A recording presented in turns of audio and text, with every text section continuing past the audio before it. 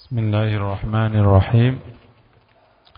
Assalamualaikum warahmatullahi wabarakatuh. Alhamdulillahi rabbil alamin, al-malikil haqqil mubin, fatiris samawati wal ardin, asyhadu an la ilaha illallah wahdahu la syarika lahu wa asyhadu anna Muhammadan abduhu wa rasuluh. Allahumma fasalli wa sallim wa barik ala nabiyyina Muhammad wa ala alihi wa sahbihi ajma'in, amma ba'd.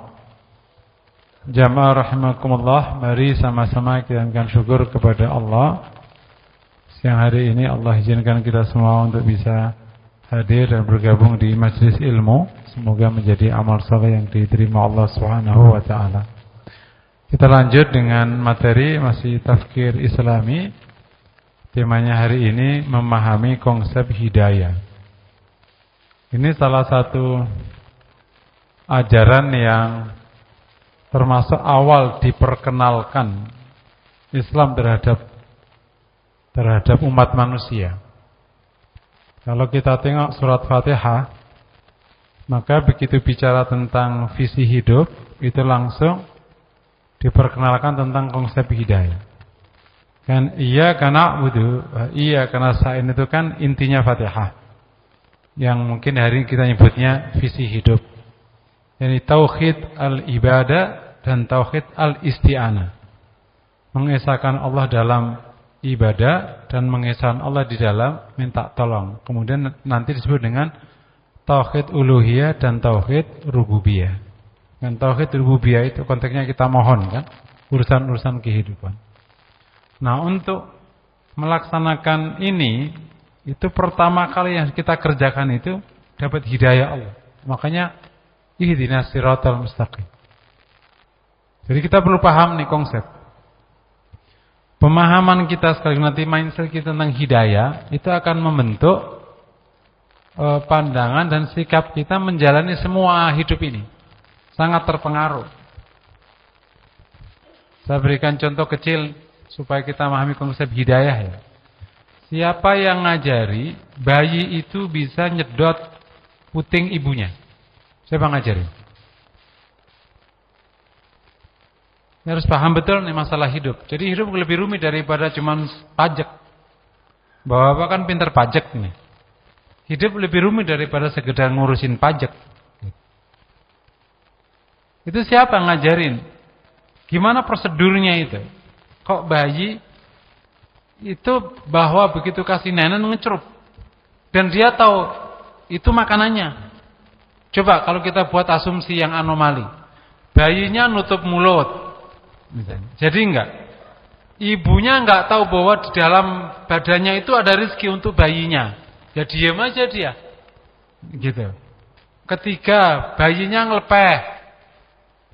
Keempat, ibunya enggak mau. Kan banyak tuh mama yang nggak mau diambil tuh air susunya sama anaknya. Terus nggak keluar air susunya dan macam-macam. Nggak ada kehidupan jadinya itu. Jadi itu banyak hidayah yang berserakan supaya itu terjadi hidup gitu. Dan yang lain ini hanya bab kecil ya. Itu mirip siapa yang ngajarin. Itu cicak itu buka mulutnya, nanti nyamuknya datang. Siapa yang ngajarin?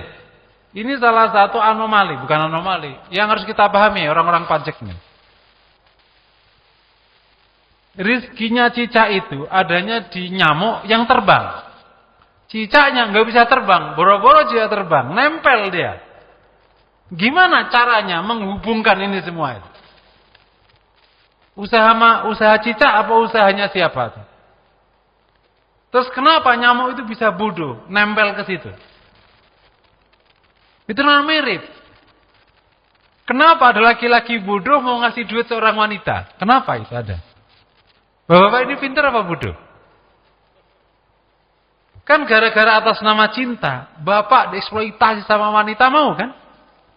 Yang pintar wanitanya bapaknya ya gitu. Serius tuh. Ini namanya hidup. Itu cara Allah menggerakkan hambanya, dikasihlah hidayah. Nah, semakin besar kue hidayahnya, semakin indah. Gitu. Ini baru bab tentang kehidupan normal yang iyyaka nasta'in ya. Dalam arti supaya hidupnya ini nyaman, maka Allah kasih hidayah ini. Normal hidup. Dan banyak kis-kisnya. Nah, berharap kalau kita paham konsep hidayah, jadi justru yang pertama kali kita pastikan ada itu adalah agar hidup ini itu baik, itu semua dapat hidayah Allah. Nah, kita harus paham kalau mungkin bahasa Arab namanya gimana kerja hidayah itu, gimana kerja hidayah? Gimana kerja hidayah itu? Karena dengan hidayah semuanya jadi indah.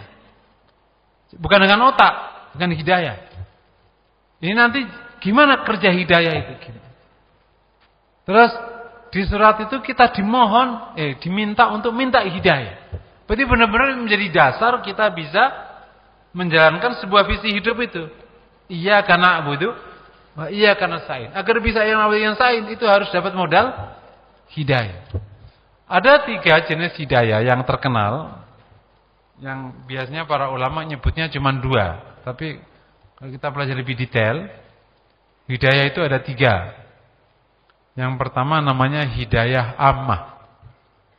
Hidayah ammah, hidayah umum. yakni petunjuk Allah kepada hambanya agar hidupnya baik. Hidayatullahi li ibadihi limasalihi hayatihim. Petunjuk Allah kepada hambanya untuk kemaslahatan hidupnya. Nah tadi itu, si bayi diajarin ngecerup, si bapak mau ngasih duit ke istrinya, istri mau masakin suaminya, itu semua hidayah Allah. Kenapa ada wanita, ini unik loh, ditumbuh kembangkan oleh seorang ayah ibu, malah ngintil sama kalian. Lah itu yang bebel bapaknya atau yang pinter mantunya? Yang numbuh kembangkan siapa? Numbuh kembangkannya kolain biayanya siapa? Bapaknya. Kok jadi begitu dapat sudah jadi orang bagus, sarjana, gabung sama orang lain hidupnya? Ini hidayah Allah namanya. Supaya nanti ada regenerasi kan? Allah yang akan berikan petunjuk, nanti suasana batin macam-macam nanti isinya, bisa cinta, bisa macam-macam, membuat akhirnya bergabung, jadilah generasi baru. Dan semua orang bagus, nyaman. Yani Allah tunjukkan 5 sarhi ibadihi. Termasuk kepada hamba-hamba Allah yang lain, ke kucing, kemana. Salah satu yang unik itu anaknya burung gagak. Ini baru dapat cerita dari Ustadz ya. Saya sih belum lihat anak burung gagak. Saya pernah dengar ceramah Ustadz di perkawinan, nyeritain lah rezeki tentang burung gagak. Ya udah aku percaya aja lah gitu ya. Ustadznya kayaknya soleh sekali gitu. Ustadz soleh sekali lah ya, mesti alim gitu. Nah, ini salah satu bukti tawakal itu rezekinya anak burung gagak. Nah, katanya burung gagak itu hitam kan, tapi anaknya itu warnanya putih. Bayinya itu putih. Nah, maknya itu nggak mau karena anaknya putih. Jadi ini unik. Semestinya yang menjadi sebab yang logik untuk membawa rezeki ke anaknya justru menolak. Di sini benar-benar kuasa Allah tampak di burung gagak. Kayak misalnya, mestinya yang ngasih makan bayi kan bapaknya. Ini bapaknya kabur. Terus gimana? Cara Allah membuat rezeki mah gampang. Ternyata anak burung gagak itu yang warnanya beda, yang ditolak sama maknya, itu punya daya tarik sendiri bagi burung-burung yang lain justru.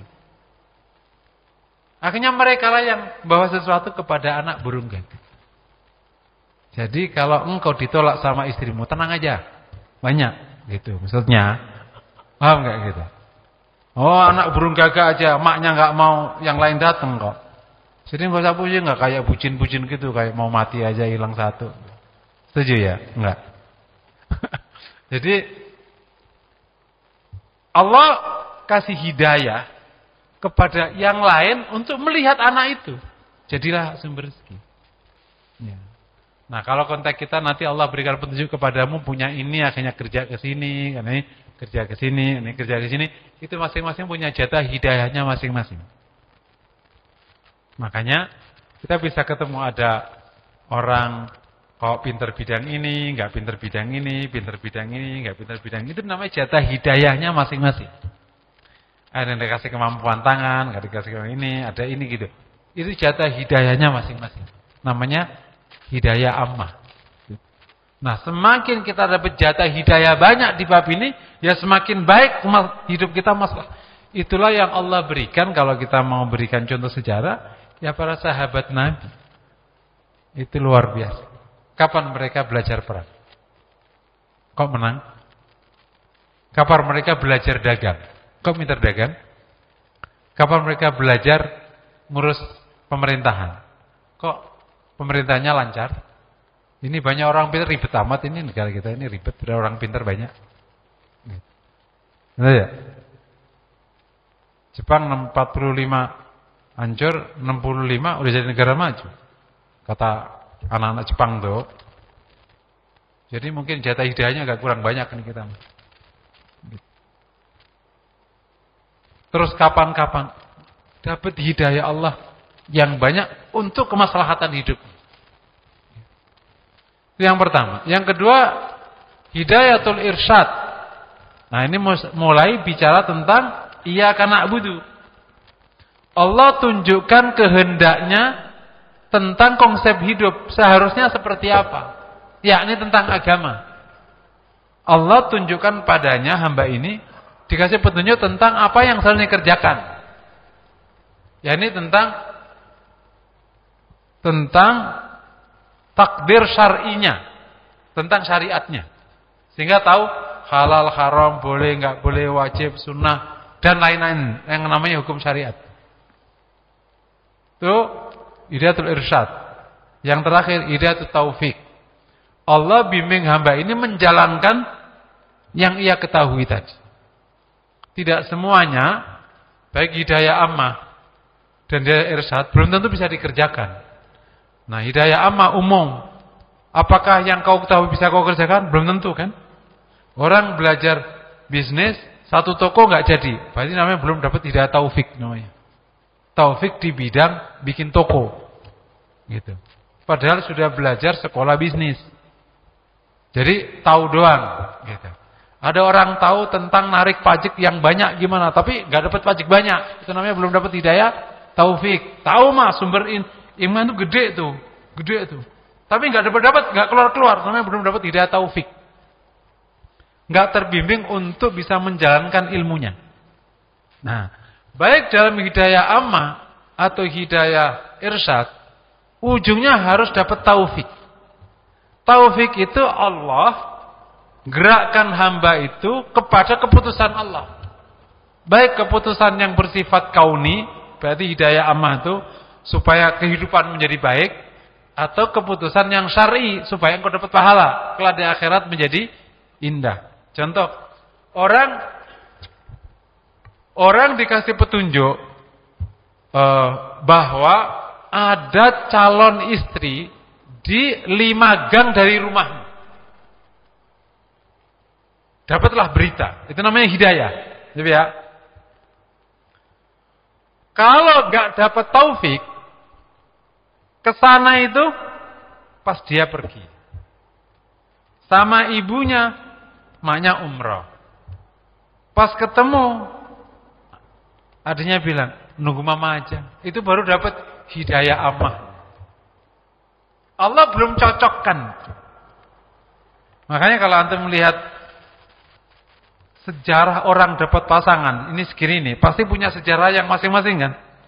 Ada yang lingkar 10 tahun dulu ke Jakarta, ke Jawa Barat, Kalimantan Timur, ke ini baru penggo, muter tuh, ngempek tonggo.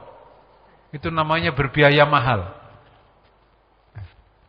Nah kalau bahasa lain, lah kalau tahu jodohmu itu tetangga, ngapain muter ke NTB kemana-kemana sampai macarin banyak orang, kenalan 10 orang, baca data semuanya, ujungnya apa enggak? Itu namanya enggak dapat taufik. Taufiknya lama. Yang dapat taufik itu gimana? Pas lagi datang dari pulang kuliah, Tong, kamu sama anak gue? Ya, babi emang belum juga kerja. Enggak apa-apa, aku nyari yang belum kerja. Kenapa nyari yang belum kerja? Ya, gampang aja, kalau belum kerja kan agak gitu. Mau enggak? Serius? Itu neng itu. Ya mau lah be. Yaudah, makmu sudah datang sore, gua tunggu. Lah ininya gimana? Alah enggak, gampang. Nanti anunya pakai bacaan Fatihah aja. Itu namanya dapat hidayah amal dan taufik seketika. Lu enggak modal, dapat cocok. Allah giring kehendaknya menuju kehendak Allah. Jadi pas emang jodohnya ke situ, digiringnya ke situ, enggak ngelingker kemana-mana. Amin. Nah itu namanya di luar disebut dengan keberuntungan.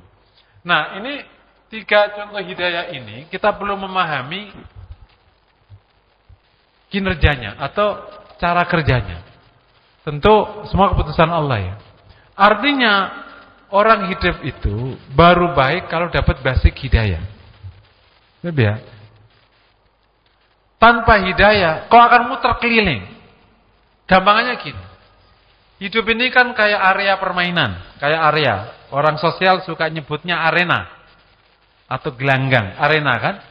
Baik area pekerjaan, area hidup. Di situ ada hukum namanya halal haram, tapi juga ada hukum alam berjalan. Cocok nggak cocok, setuju deal nggak deal, kan hukum alam temu semua. Engkau adalah orang baru yang masuk ke arena. Bisa nggak kau kenali tanpa petunjuk yang punya arena? Itu logika paling gampang. Nah, jangan ikut cara kerjanya orang nggak beriman. Cari sendiri. Merumus-rumuskan, ya sering nggak ketemu. Makanya butuh sekian lama baru jadi pengetahuan. Karena harus didata, diulang. Mukmin pakai isyarat-isyarat di Quran. Ya makanya cepat jadinya. Itu dulu awal-awal hidup yang diajarkan sama Nabi begitu, makanya cepat jadinya. Kan beda, begitu kau masuk arena, kamu sudah bawa buku bimbingan, kan cepat kan? Pokoknya nanti suruh gini, suruh gini, suruh gini. Ya udah ikuti aja. Nah, bimbingan umum ada yang ditempatkan oleh di Quran maupun Sunnah, ada yang diilhamkan oleh Allah kepada hamba-hambanya tertentu. Kalau bimbingan tentang halal haram di Quran sama Sunnah, bimbingan tentang alam semesta yang hidayah amma juga sebagian di Quran sama Sunnah kan? Tapi apakah nanti orang perkisnya nanti Allah kasih ilhamkan pada hambanya? Misalnya kalau tentang pekerjaan, ini contoh nih ya, kita contoh. Kan ada bimbingan dari Nabi. Apa sebaik-baik sumber pekerjaan? Kata Nabi, al-amalu biyadihi wal bai'ul mabrur. Bekerja menggunakan tangan dan bisnis yang mabrur. Ini namanya kan berarti guidance. Yaudah kita nguplek di sini aja, gitu. Nggak akan masukkan intervensi apapun dan lain-lain. Makanya ada data menarik, yang menganggur itu justru bukan tamatan SD. Yang nganggur itu tamatan perguruan tinggi sama SMA. SD sama SMP cenderung nggak nganggur karena dia mau kerja apa aja. Itu data antum bisa baca. Itu mindset tentang sumber penghasilan. Itu contoh. Jadi yang pertama perlu kita pahami tadi, ini hidup, ini area baru bagi manusia. Kalau nggak dapat bimbingan dari Allah, ya kita akan butuh waktu lama untuk bisa mendapatkan halnya. Saya berikan contoh nih, contoh. Engkau ada namanya keinginan mendapatkan pasangan, sih ya. Kalau nggak dapat dari bimbingan Allah, nyarinya kemana coba? Maka kau cari sebagaimana orang yang nggak beriman nyari kan? Ya ke angkot, kemana? Betul ya? Nyari keliling, macarin sana, macarin sini, nggak dapat. Kan dibimbing oleh Allah, ada namanya ta'aruf, yang menarik. Kau lihat wajahnya sama tangannya, itu paling akurat. Itu jauh lebih akurat dari pacaran 10 tahun. Cuman karena kita tidak mengikuti bimbingan itu, maka akhirnya kita kelamaan butuh waktu mengakurasi perilaku. Cuman karena kita nggak bisa membaca wajah. Itu contoh kecil. Jadi bimbingan di Quran Sunnah itu baik hidayah amma, hidayah irsyad itu lengkap. Cuman kita paham apa enggak? Nanti yang Allah tambahi bimbingan ilham. Suruh ini, suruh itu. Jadi kalau kita paham hidup ini Justru baik kalau dapat bimbingan Allah. Dapat tiga-tiganya, hidayah amma, hidayah irsyad dan hidayah taufik. Oh, itu plek cepet. Lah itulah para sahabat. Ibarat yang tahu, yang menguasai arena ini kan Allah. Ya kalau kita dicocok-cocokkan kan cepet kan jadinya. Ini yang perlu kita pahami. Ini mindset pertama. Itulah kerja hidayah. Engkau tidak akan pernah memahami cara kerja hidup ini kalau engkau tidak diberikan tahu oleh yang Maha tahu, yakni Allah. Makanya sorry kata, enggak usah sok tahu. Gitu.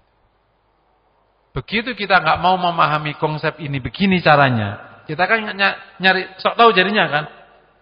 Gimana membuat negara sejahtera? Yuk cari bimbingan dari Allah Taala. Yang paling tahu tentang bab ini. Enggak usah ngada-ngada. Kalau kita sedikit agak ke teknis, ada pernyataan Ali bin Abi Thalib yang menarik. Tidak mungkin negara miskin kecuali pasti haknya orang miskin itu tertahan di orang kaya. Cari di orang kaya berarti kalau gitu. Sesimpel itu cara berpikirnya. Ini orang yang pakai bimbingan Allah. Karena Allah tidak mungkin zalim pada hambanya. Dikasih hidup tapi nggak dikasih rezeki itu nggak mungkin. Berarti dicari bimbingannya. Paham ya? Kalau kita tahu cara kerja ini, termasuk urusan yang bersifat duniawi, karena Allah tidak mungkin letakkan namanya di arena kayak gini tanpa rizki. Dan sudah ada bimbingannya. Jadi kalau kayak gitu berarti yang pertama. Paham ya? Apalagi sampai dapat taufik. Oh luar biasa. Kalau dapat taufik, udah tahu langsung dicocokkan. Itu kalau bahasa yang di luar namanya orang yang penuh keberuntungan. Hokimen. Kalau orang lama dunia tangannya dingin. Setiap nyentuh kerjaan jadi. Dapat taufik, Mang takdirnya dia di situ, diarahkannya ya jadilah. Mang takdirnya dia menjadi misalnya pengusaha, dia sekolahnya bisnis, dia hidup di lingkungan bisnis, ya jadilah. Tapi kalau nggak cocok ini, takdirnya itu guru, sekolahnya teknik, terus kerjanya di bengkel, nggak ujung-ujung jadi guru tapi di ujung udah mau mati. Sebenarnya nggak dapat taufik. Muter. Nah, itu contoh. Dan gak sedikit kita hidup puyeng gak begitu. Makanya Ibnu Athaillah itu punya pesan sekali. Tapi ini konteksnya agak sedikit berbeda sebenarnya. Konteksnya sedikit berbeda. Tetapi bisa dipakai untuk bab ini. Kalau kau ingin tahu keinginan Allah tentangmu, kau berperan di mana? Kenali dua hal. Ini orang-orang bisa kayak gini perlu kita paham. Kenali dua hal. Yang pertama, kau diberikan hasil oleh Allah itu di mana? Hasil itu bukan masalah duit ya. Hasil itu kayak kebajikan, di dalamnya ada rezeki. Allah berikan hasil padamu itu di mana? Hasil itu baik dunia atau ukhrawi. Yang kedua, engkau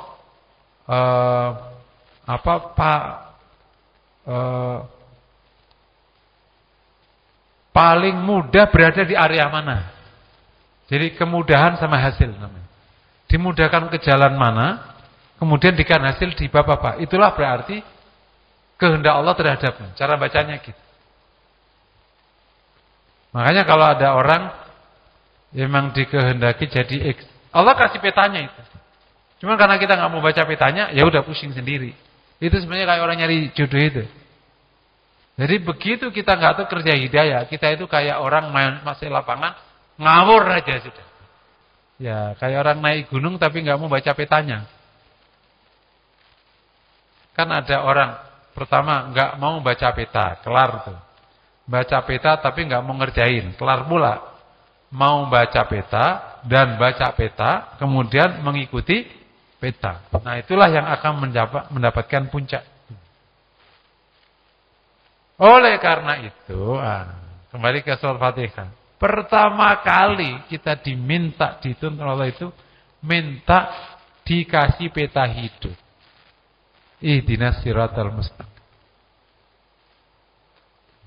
Peta nyata halal haram di Quran sama Sunnah.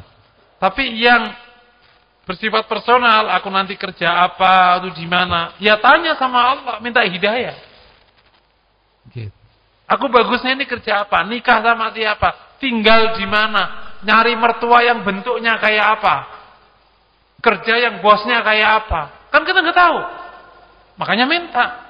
Kalau halal haram kan umum bagaimana ya? Allah kasih di Quran sama Sunnah. Tapi yang personal kan tanya sama Allah Ta'ala. Jadi seindah itu. Makanya kalau dulu generasi awal itu kok saset gitu, memang terbimbing oleh Allah Ta'ala semuanya sejak awal. Terbimbing semuanya oleh Allah sejak awal. Jadi Masya Allah luar biasa. Jadi maka pertama kita harus mohon hidayah. Yang ketiga, yang kedua, kita harus menekuni hidayah Allah yang sudah disebar, yang sudah ditebar. Hidayah itu konteks syariat adanya di Quran dan Sunnah. Tapi di dalam Quran dan Sunnah juga tidak hanya bicara syariah, tapi juga ya bicara tentang alam semesta yang terkait dengan hidayah tentang urusan masalahud dunia. Makanya kalau ada orang bilang, kenapa sih kita harus belajar tauhid? Kenapa enggak Quran Sunnah langsung aja? Kenapa harus belajar tauhid, belajar fikih? Iya, karena Quran Sunnah itu isinya A sampai Z, bukan hanya fikih, bukan hanya tauhid, ada alam semesta, ada pengetahuan, ada keekonomi. Di peta itu ada. Makanya salah satu kelebihan kenapa para peneliti muslim itu dulu cepat. Kenapa peneliti muslim itu cepat? Yang hari ini kita enggak tahu. Karena peneliti muslim itu tidak perlu lama-lama cari hipotesa. Dia baca Quran, cari isyarat di Quran, diteliti. Cuwepet. Karena ini sudah ada peta global. Sebagian agak detail yang syariat, tapi alam kan global, ada alam, ada ini semua. Teliti aja semua. Temu. Beda kan kalau yang enggak beriman kan enggak ada isyaratnya. Dan itulah kalau antum baca Quran, ketemu isyarat tentang alam semesta. Termasuk tentang hubungan-hubungan sosial, semua ada di Quran. Yang penting menjadi basic-basic bagaimana kita mengelola kehidupan, hubungan sama sesama dan macam-macam kayak gitu-gitu. Yang nanti akhirnya jadi filsafat, jadi macam-macam. Pertama kali minta hidayah. Itu makanya ini hikmah kita baca itu 17 kali. Di luar yang kita minta hidayah sendiri. Di luar bacaan antara dua sujud Rabbi fili warhamni wajibni wafani warzuqni wahdi. Karena begitu kau enggak dapat hidayah, itu sama saja masuk peta, masuk gunung tanpa peta. Ini nyari susah namanya. Gitu. Dunia akhirat. Makanya man a'rada an dzikri fa inna luma'isyatan dongka, dari peringatanku, kehidupan yang celaka iya termasuk di dunia. Itu kok ada yang kaya raya dan macam-macam. Hidup bukan tentang jumlah harta doang. Hidup bukan tentang jumlah harta doang. Ada yang lain. Tentang kenyamanan, keamanan, tentang kebahagiaan dan lain-lain. Nah, inilah cara kita memperlakukan Quran Sunnah menjadi penting. Kita diingatkan oleh Syekh Nu'man yang terkenal ya, sekarang di UK kalau nggak salah itu. Beliau kan punya semacam podcast atau apalah. Pokoknya dia per hari itu tadabbur satu ayat nggak salah. Dia mengatakan salah satu adab muslim terhadap Quran yang buruk adalah menjadikan Quran sebagai sumber bacaan saja, bukan menjadi sumber nilai. Quran itu sumber. Dan saya teruskan, salah satu juga adab muslim yang buruk dari Quran adalah menjadi sumber nilai untuk syariah saja, bukan sumber nilai untuk kehidupan secara umum. Karena ada bab hidayah ammah yang sumbernya di Quran. Tentang kinerja alam semesta, hubungan alam semesta, gina ngelola kehidupan, termasuk imaratul ard, itu semua kan ada di Quran. Yang nanti menjadi pengetahuan itu. Teknologi besi itu sudah di Quran. Makanya ketika misalnya ditanya apakah ada nggak yang nggak ada di Quran? Semua ada di Quran. Kok pengetahuan nggak ada? Itu ada sudah di al-fas al-adziki in kuntum la ta'lamun, kata Imam Syafi'i. Dan itu dulu yang membuat para peneliti muslim cepatnya tak terkira. Karena Quran bukan sekedar sumber nilai syariah, tapi sumber nilai kehidupan total. Semua dicari ke situ. Dan betul. Semua. Kalau mana sedikit keluar dari tema, yang paling rumit itu dalam hidup ini, mungkin nggak tahu kalau itu kan birokrat ya. Itu rumus berkuasa, itu paling rumit. Rumus berkuasa itu paling rumit. Belum ada buku yang secara khusus. Kalau rumus ngelola bisnis kan gampang. Serius. Dan kalau kau belajar di Quran, itu dibuka jalannya. Nah, cuma lagi-lagi kaum muslimin terjebak di dalam menjadikan Quran sebagai sumber bacaan saja. Enggak jauh. Makanya kalau setelah 2-3 abad kemudian kita mundur, ya memang kinerja kita jauh dengan standar. Dulu Rasul sahabatnya bawahnya terus masih gemilang. Emang dekat sekali ke sana. Gitu. Ini poin kedua ya. Jadi kita harus selalu minta hidayah. Kedua, mencari sumber hidayah. Mencari sumber hidayah ini mencoba, kalau di konteks ini langsung fokus. Quran dan Sunnah dipelajari baik. Total. Yang ketiga, mencari yang bisa membaca sumber hidayah. Lewat talabul ilmi. Quran Sunnah itu kan nggak bisa dipahami gampang. Makanya dulu orang ulama biasanya ya udah ngaji aja. Ini cara memahamkan orang tentang kinerja hidayah yang rumit ini dengan cara gampang. Kalau ente mau jadi baik, ngaji aja. Sudah. Nanti di situ ada kerjaan juga insya Allah ada. Kita sesimpel itu dulu. Nah kan ngomong sama orang awam kan, iya gimana nih? Udah kamu ngaji aja. Ntar ketemu banyak orang kan nyari kerjaan, nyari peluang, nyari dagang, nyari apa sambil ngaji. Sebenarnya itu adalah tempat kita untuk membaca sumber hidayah, Quran sama Sunnah. Dari situlah nanti dapat inspirasi dan seterusnya dan seterusnya. Gitu ya. Oke, insya Allah ya. Jadi tugas kita karena hidayah ini adalah pertama kali yang membuat kita bisa ngelola hidup dengan baik. Baik di dunia maupun di akhirat, maka kita harus mengupayakan dapat betul dari Allah. 3 kerjaannya. Memohon hidayah Allah, mencari sumber hidayah, memahami sumber hidayah. Siap ya? Sekarang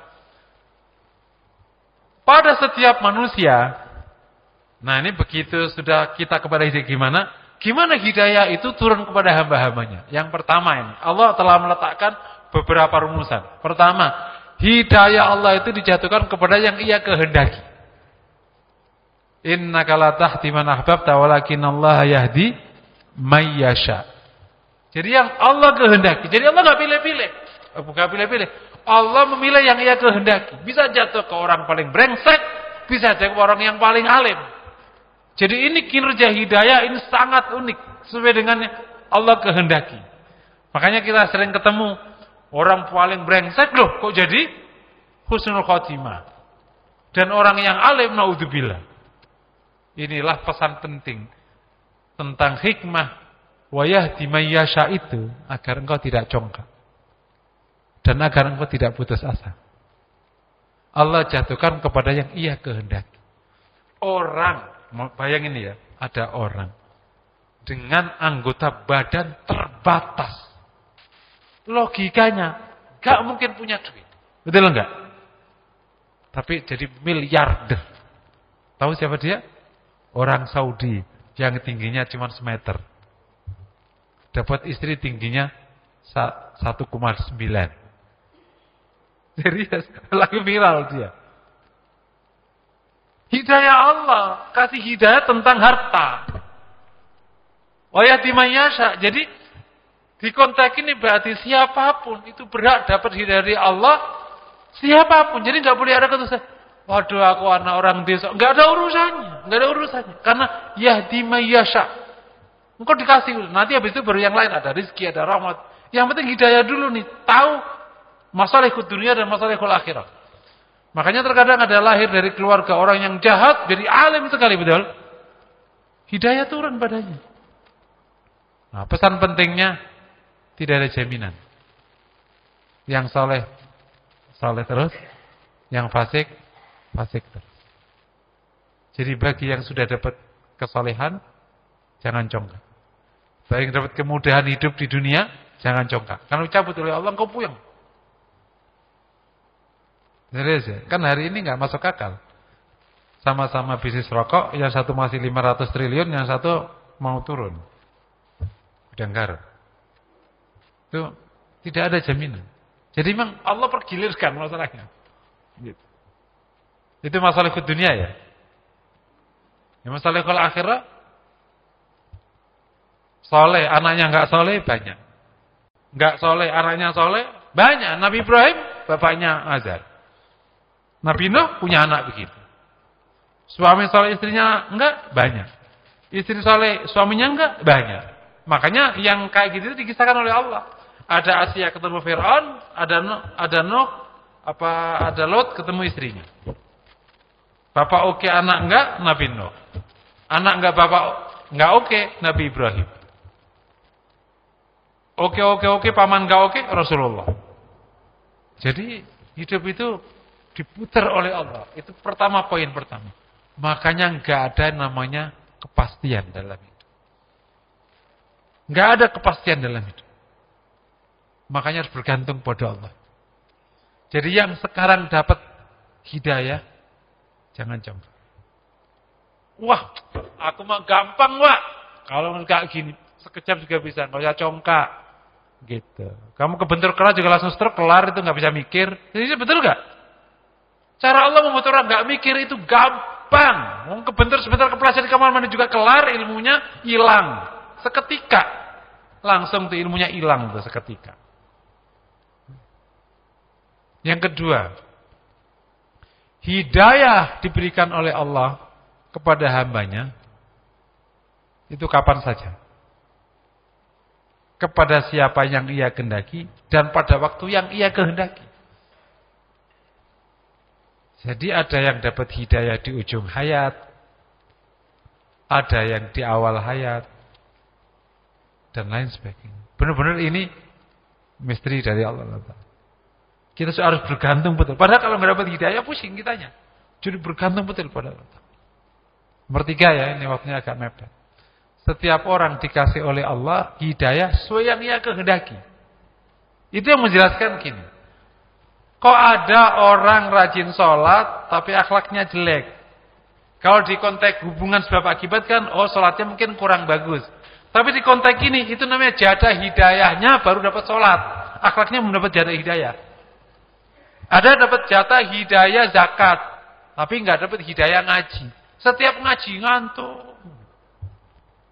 Tapi rajin dia sedekah. Ketemu anomali itu berarti jatah hidayahnya masing-masing. Ada orang kaya, tapi nggak sehat. Betul ya? Dia bisa mendapatkan kekayaan, tapi ternyata nggak bisa mendapatkan kesehatan. Cara sehat itu dia nggak bisa, ngawur dia. Ada orang kaya, sehat, tapi nggak bisa, pinter nggak bisa. Berarti hidayah ke ilmunya nggak dapat. Padahal kan tinggal baca, nggak bisa dia, baca pusing. Itu namanya jatah hidayahnya masing-masing. Gitu ya. Hidayah ammahnya juga masing-masing. Dapat hidayah yang irsyad juga masing-masing. Gitu.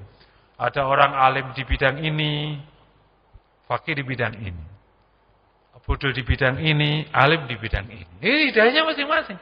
Hidayah taufik juga masing-masing. Ada orang sholat khusyuk bagus, tapi kerja blek. Nah, berarti nggak dapat hidayah ammah. Gitu ya. Hamba itu ya Allah di masjid kan bagus banget, tapi kalau kerja nggak becus. Nah, itu dapat hidayahnya yang irsyad, tapi hidayah ammahnya enggak. Kamu kan orangnya soleh, karir kok mentok, staf kok sepanjang hayat. Sudahlah. Nggak ngerti saya, nggak ngerti gitu. Pokoknya enggak lah. Kan kamu nggak tahu kamu kok bisa pintar gitu, cek gitu. Nggak ngerti saya, nggak ngerti. Nggak dapat hidayah itu. Jadi ketika ketemu orang begitu, ingatlah itu kerja hidayah.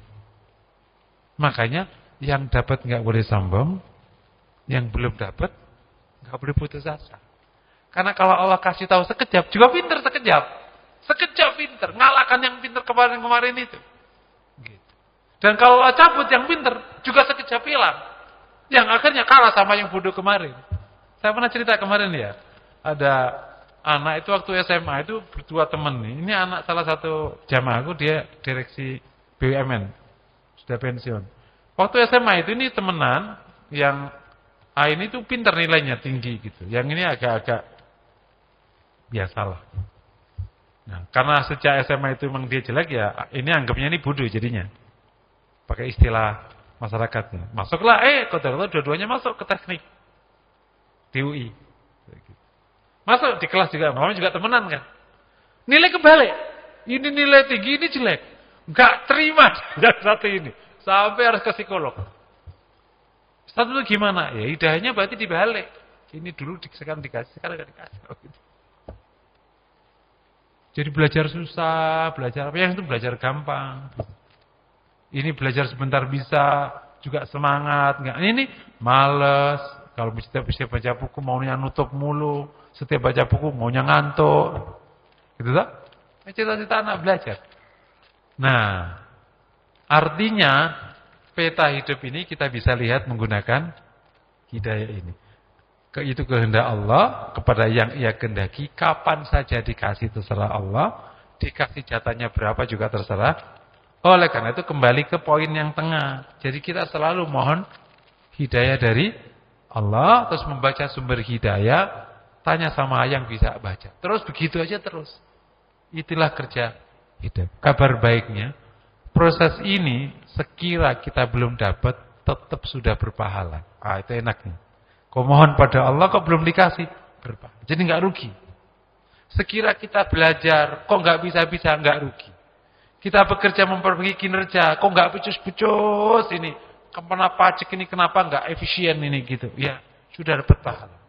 Karena kita terus mengasah kebaikan dan meminta petunjuk terus dari Allah Subhanahu wa taala. Ini yang saya sebut sebagai memahami konsep hidayah. Mungkin demikian yang dapat saya sampaikan. Aku qouli hadza. Assalamualaikum warahmatullahi wabarakatuh.